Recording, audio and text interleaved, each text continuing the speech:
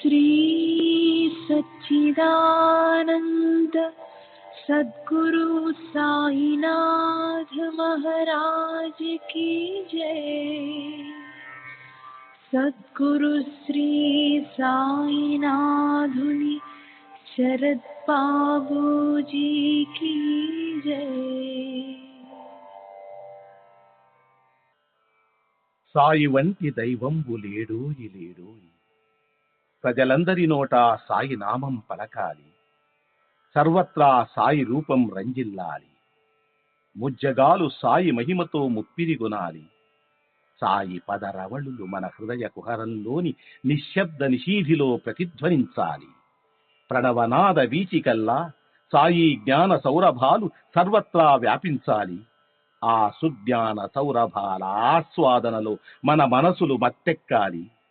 సాయి ప్రేమామృత ధారలు అంతటా నిరంతరం వర్షించాలి. ఆ ప్రేమామృత ధారలలో తడుస్తూ, ఆ జ్ఞాన సౌరభాల మత్తులో ఆనందంగా నర్తిస్తూ సాయి వంటి దైవంబు లేడోయి లేడోయి అని అందరూ ఏకకంఠంతో గానం చేయాలి. అదే నా ఆశ, ఆశయం, ఆకాంక్ష. అదొక మధుర స్వప్నం. ఆ స్వప్న సాఫల్యం కోసం శ్రీ సాయినాథుని అనన్య ప్రేమతో, ఆర్ద్రతతో ప్రార్థించటమే మనం చేయగలిగింది, చేయవలసింది. శ్రీ బాబూజీ.